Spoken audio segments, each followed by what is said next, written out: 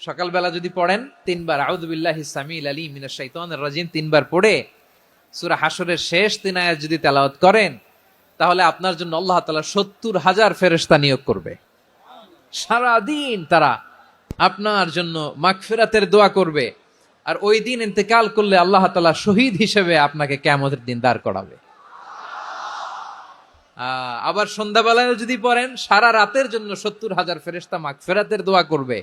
ওই রাতে মারা গেলে শাহাদাতের মৃত্যু নসিব হয়ে যাবে।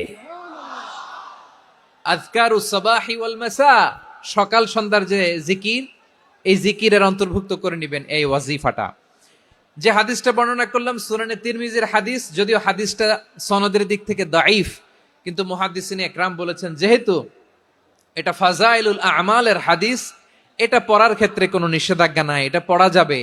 সো সকাল সন্ধ্যা যদি সুযোগ হয় এই ওয়াজিফাটা যেন আমরা পড়ি।